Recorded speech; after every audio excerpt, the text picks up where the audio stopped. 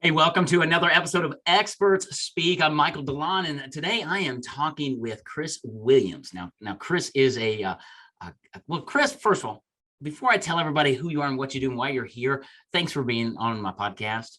Michael, oh my gosh, dude, this is like the coolest thing ever. Best day of my life so far today. That's so far today, exactly. I love it. Well, Chris is I like Chris for lots of reasons. He and I met, a few months ago and have connected. He's a family man. He's got 5 kids. He's an entrepreneur, a business growth coach, and just a super nice guy that I thought my audience should get to know. So we want to talk about Chris, and what you do. You've run multiple companies, but right now, one of your focuses is helping business owners launch a high-ticket mastermind. You've got a step-by-step plan. And I know some of my listeners probably don't even know what that is. I talk about my masterminds a lot because I'm in 2 or 3 mastermind groups. They've been phenomenally helpful for me as a business owner. But explain a little bit before we get there of who you are and in your background, right? How did you get to this place of helping other business owners? Let's do that first, okay? How'd you get here? Yeah, that's really, I think, a great place to start because I'm just an entrepreneur like everybody else. I get distracted by a lot of things. I have a million good ideas, and every now and then one of them works, right? And I have a team that I think they like me, but a while back, I think they were pretty much just annoyed with me because I couldn't stay on task. Yeah. So what I ultimately began to do was, and this is what I read this book called 4 Hour Work Week by Tim Ferriss. Mm-hmm. Most of us have the book probably somewhere in the dust pile in the corner of the office. Right. But Tim lays out this idea of what if you could be super efficient and work a lot less and actually get a lot more done? Just systems and teams, right? Super straightforward. Yeah. We've all heard it before.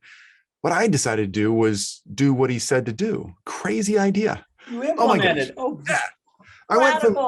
I went from 14-hour days down to 4-hour days in about 4 months. A lot of 4s in there. 14-hour days down to 4-hour days in about 4 months. And in that 4-month period of time, my income tripled.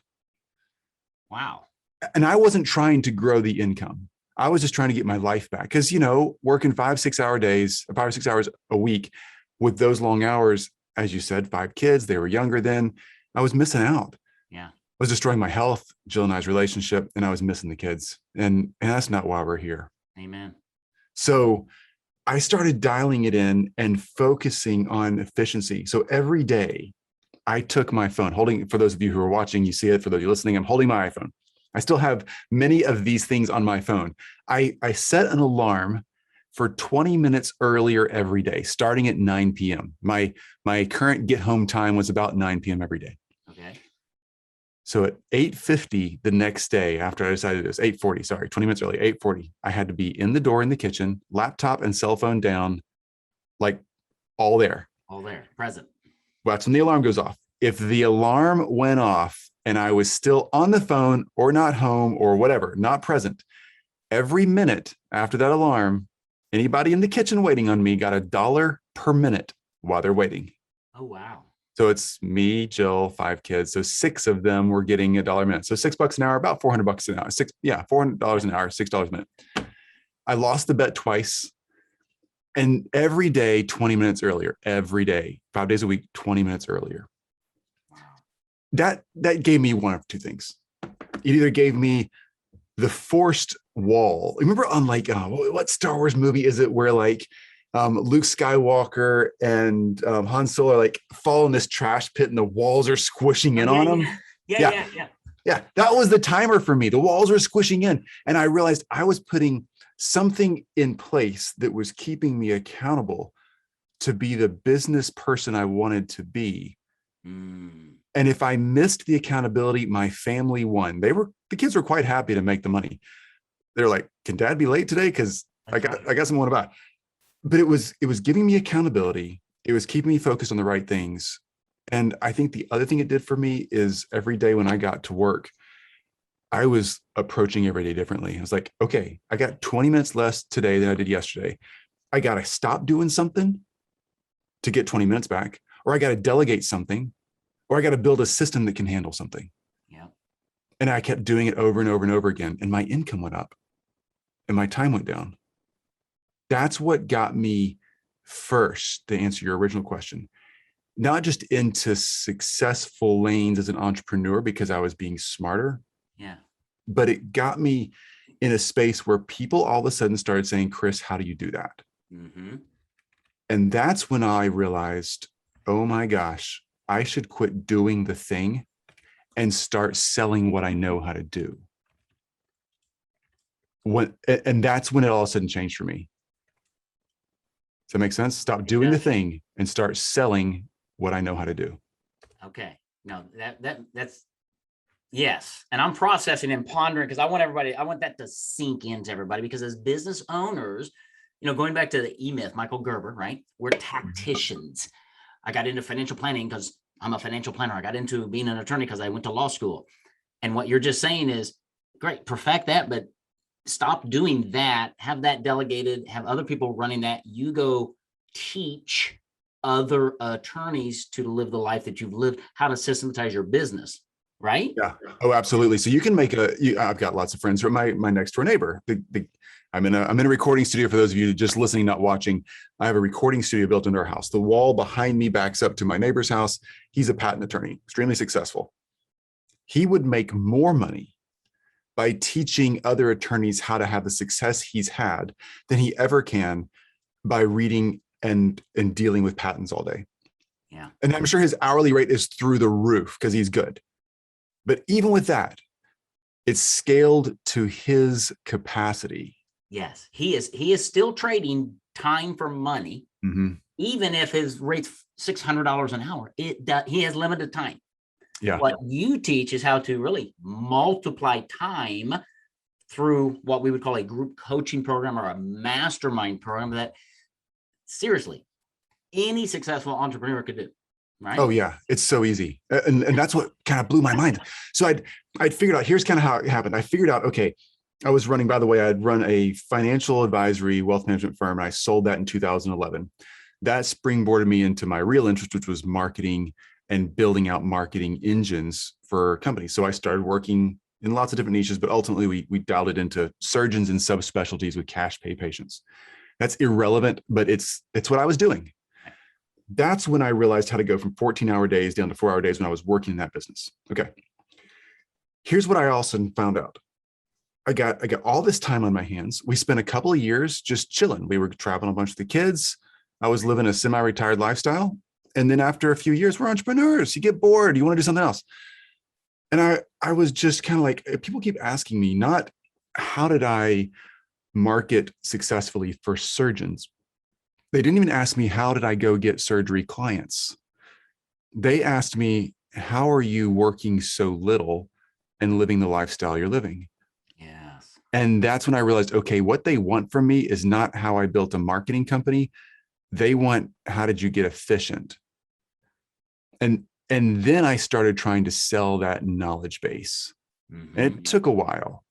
A lot of trial and error. We can talk about that, what not to do, what to do. But ultimately, the knowledge base that each of you have, it could be that somebody else wants to learn how to build the same exact business model you've built. You can teach them how to do it. It could be that there's something in your professional skill set that's not really connected to your profession. It's just part of who you are and what you've developed. And that's what they want. Like, for instance, if you're a financial advisor, used to be one of those, the speaking, communicating, selling, empathizing skill set is extremely important. You could teach that if you're good at it and can break that down into steps. You don't have to teach how to set up your own financial planning shop. Right. Yeah. Lots of things there for you to figure out what do you want to teach? What are you passionate about? Well, and there, boy, that's it right there. What's your sweet spot, right? One of my marketing mentors did a memo the other day that I was listening to. He says, I always hit home runs because I never swing at a pitch that I'm going to miss. And and I thought, wow, brilliant, right? You don't have to do or teach what you're not great at. I have clients all the time asking me, Michael, we need to do some social media stuff. Can you help us do social media stuff? I said, absolutely not. I don't know anything about it. Don't want to. I know some people who can help you. I've learned, Chris, to stay in my lane. Yeah. That's exactly what you're talking about right there. Stay in your lane. Teach what you do best.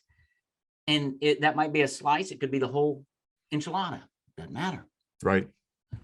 Yeah. One of the things though is that imposter syndrome, is that I don't have enough. Who's going to listen to me? What? Right. And you don't have to be 1,000 steps ahead of the people. You need to be 1 or 2 steps really at the end of the day. Right. That's so true. If I was learning how to, Michael, can I use your background wall as an example? Absolutely. Can I break the secret for everybody? You can. Are you sure? I mean, oh my gosh. Okay, guys, look, we're just going to pause here. I need Michael to sign this little waiver. All right. Non-disclosure.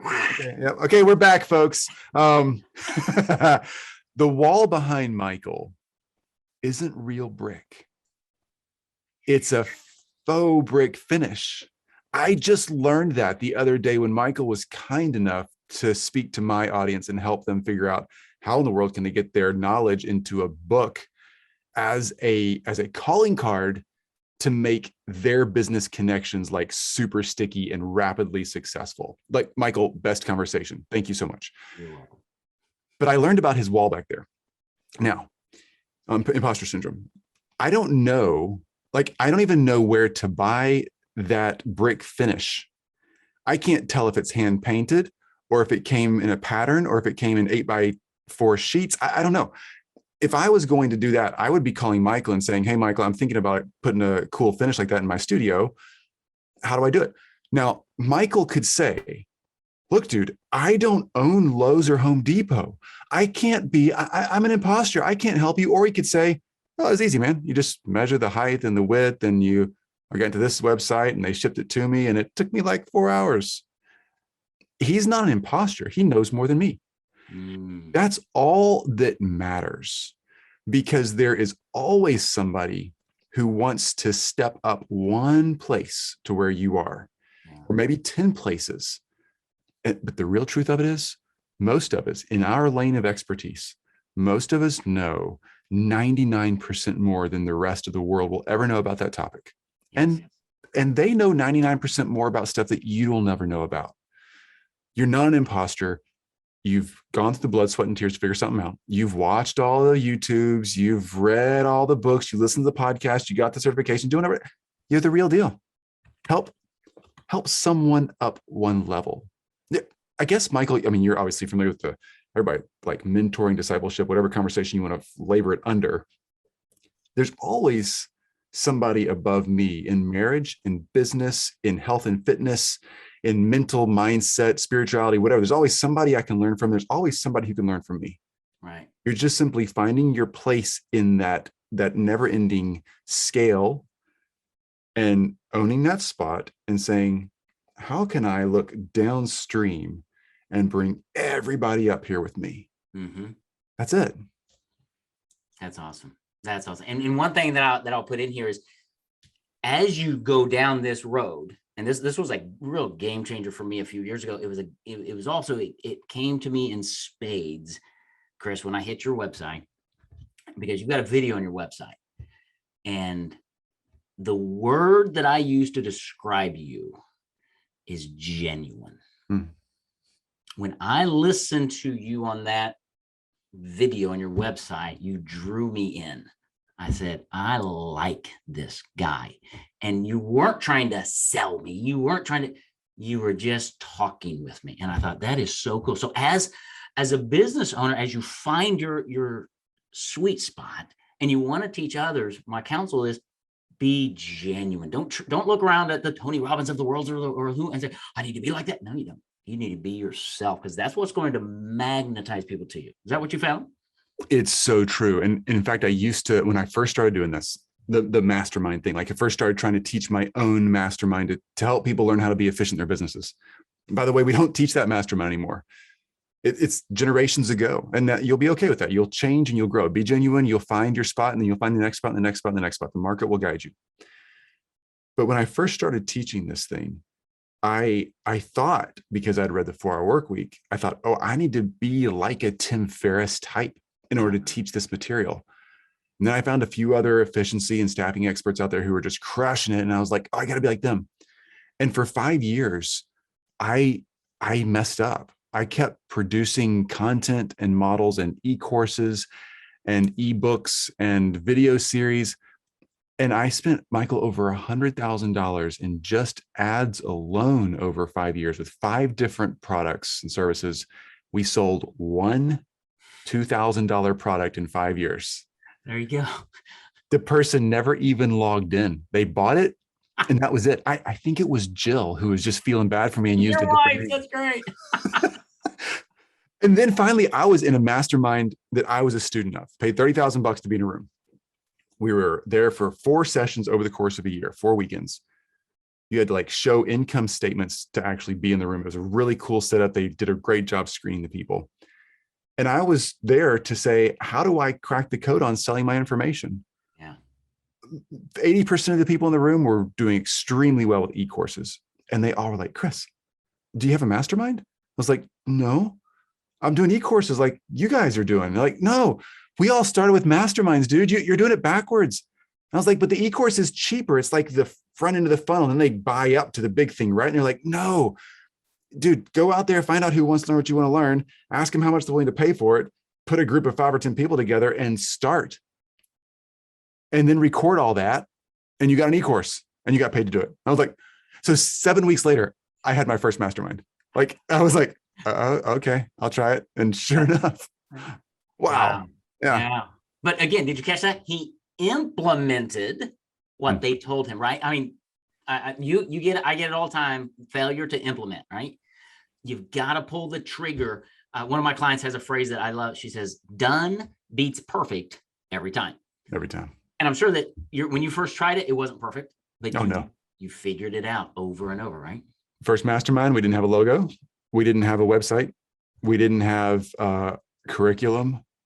I had no idea what I was teaching on week 3 of 12. I just simply knew that people wanted this transformation. I had walked down that path.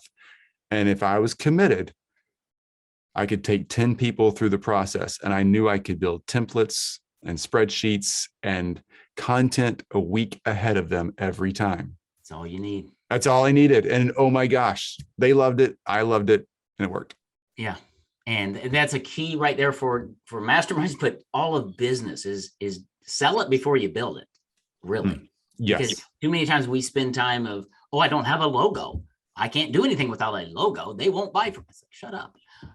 They're there for the content. They're there for you. They're there for community. That's what I love. You know, your website, Group Coach Nation, it's a community. You've got different levels. You help people step-by-step approach to make this thing happen. And I love what you said earlier. I mean, there are different kinds of masterminds, and a lot of people aren't real sure what it is, but you can do it online.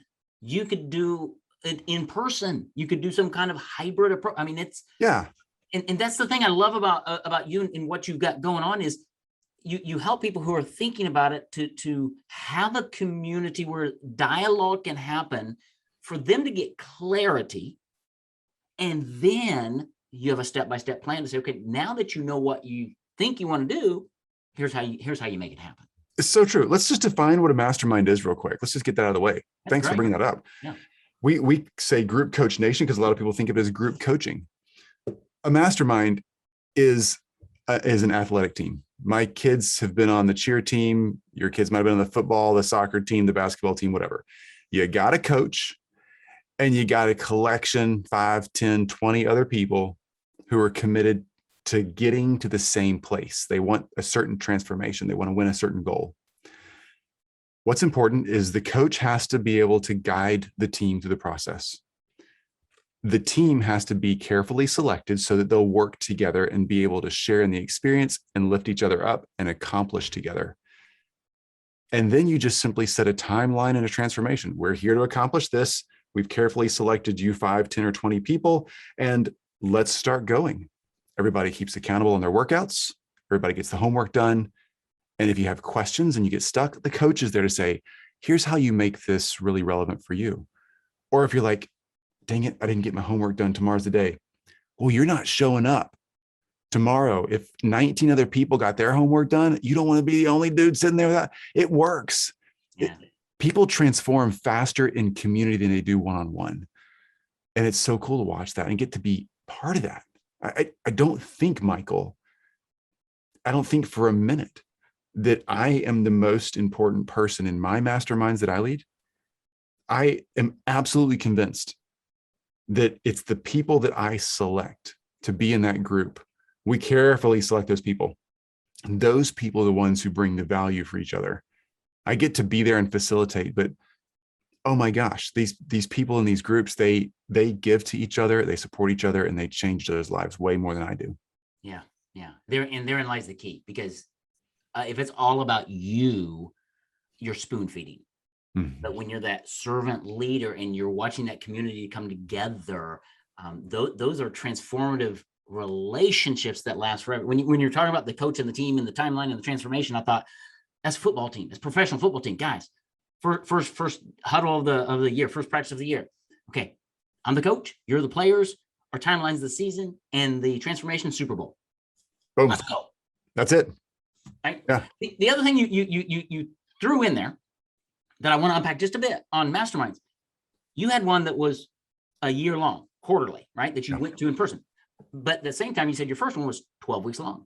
Yeah. Right? There is no set time on launching a mastermind.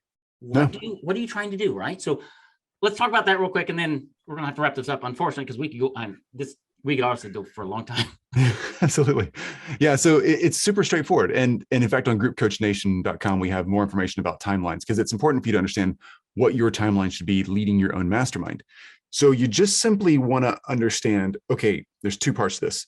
How long do I think it will take me, the coach, to get you, the student, from where you are now to where you want to go? So let's say you're teaching someone to be able to sell financial products. We'll keep using that, or build their own dry cleaning business or whatever. Great. Does it take 3 months? Does it take 6 months? How fast can you get somebody the transformation they want? They run it now. They want it fast. Why take longer? Okay. That's one timeline. Say it takes 6 months. Will.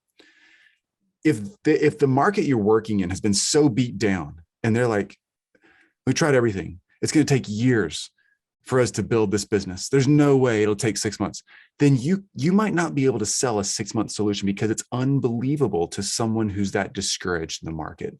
Yeah. You can, however, sell them a year-long process, and you can over-deliver and surprise them with their success in 6 months and continued support for the next 6 months.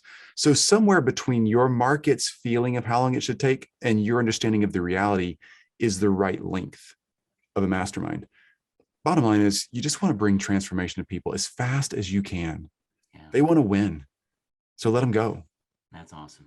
That's awesome. And I love the community aspect, because, as you know, being an entrepreneur is a very lonely sport. Mm-hmm. Right? We need community. And I get it in my mastermind groups. I get it through the group coaching, the online, the emails back and forth. I'm using Marco Polo now with different people from those groups, just to connect, because not everybody gets us as entrepreneurs. That's okay. But you can build a group or be in a group of entrepreneurs in a mastermind group like this, and bring transformation to yourself, to others, and just have a wonderful time. When you here's my contention: when you involve yourself in the right kind of mastermind group, you will probably never not be in a mastermind group. I will never go back to I will never be a student of a one-on-one consultant again. I've learned that for me, I grow and change faster when I am a member of a mastermind led by someone who's got good insight. Absolutely. Mm-hmm. Absolutely. And Chris Williams, you definitely have good insight. So, man, I wish we had longer, and maybe we'll come back and unpack some more things, but groupcoachnation.com is where you can learn about Chris and how he can help you take your knowledge and really deliver it to others who are hungry for it and get paid for it, to multiply your income, to live the life that you really want to live, but do it in a way that you're really transforming people's lives.